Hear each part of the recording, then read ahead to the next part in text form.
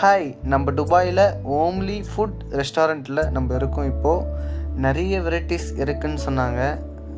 எப்படி இருக்குன்னு போய் பார்க்கலாமா? வாங்க போகலாம். ஃப்ரெண்ட்ஸ், நம்ம உள்ளே வந்துட்டோம். இங்கே பாருங்களேன், ஒரு மாதிரி டிஃப்ரெண்ட்டாக இல்லை, ஏதோ பழைய பைக்கெலாம் ஏதோ ஃப்ரேம் போட்டு ஏதோ போட்டு வச்சுருக்காங்க. அது என்னன்னு சரியாக தெரில. ஃப்ரெண்ட்ஸ், மெனு வந்துடுச்சு. இப்போ நம்ம என்ன சாப்பிட்லான்னு பார்க்கலாம். இங்கே பீஃபும் பரோட்டாவும் வச்சு சாப்பிட்டா சும்மா செம்மையாக இருக்குன்னு சொல்லியிருக்காங்க. ஃப்ரெண்ட்ஸ், நம்ம சொல்லிட்டோம். இப்போ நம்மளுக்கு தண்ணி வச்சுருக்காங்க, ஆனால் சுடு தண்ணி தான் வச்சுருக்காங்க, ஏன்னு தெரியல. எப்படியோ பிளேட் வந்துடுச்சு. நம்மளும் சாப்பிட கொஞ்சம் ரெடி ஆகிட்டோம். ரொம்ப ஆவலோடு காத்துன்னு இருக்கிறோம் இந்த ஃபுட்டை சாப்பிட. ஃப்ரெண்ட்ஸ், வந்துடுச்சு. இதை பாருங்க, சூப்பராக இருக்குது. அப்படியே பார்க்கவே ஒரு மாதிரி ஸ்பைஸியாக இல்லை ஃப்ரெண்ட்ஸ்.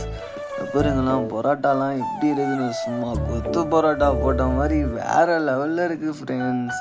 அப்படியே சும்மா எத்து பிளேட்டில் வச்சு சும்மா அடிப்பொலியாக இருக்காது. சாப்பிட்டா எப்படி இருக்கும் ஃப்ரெண்ட்ஸ். அங்கே பாருங்களேன், ரெண்டுத்தையும் காம்பினேஷன் பண்ணால் சும்மா வேறு லெவலில் இருக்கும் ஃப்ரெண்ட்ஸ். உண்மையாக பாருங்களேன், அது பாருங்களேன், அப்படியே ரெண்டுத்தையும் வச்சு எவ்வளோ ஸ்பைஸியாக இருக்குது பாருங்களேன் பீஃபு. நம்ம ஊர்லலாம் இப்படி கிடைக்குமா தெரில ஃப்ரெண்ட்ஸ்.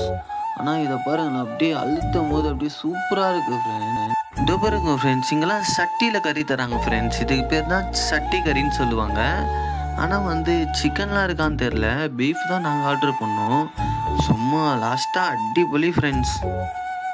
தான் ஃப்ரெண்ட்ஸ், எப்படியோ ரெடியாக சாப்பிட்டு சூப்பராக இருந்துச்சு ஃப்ரெண்ட்ஸ். தான் வாய்க்கு இதை போட்டுக்கின்னு அந்த நம்ம பல்லில் கறி மாட்டின்னு இருக்காங்க, எடுத்துகிட்டு. ஓகே ஃப்ரெண்ட்ஸ், ஷேர் பண்ணுங்கள், மறக்காம பெல்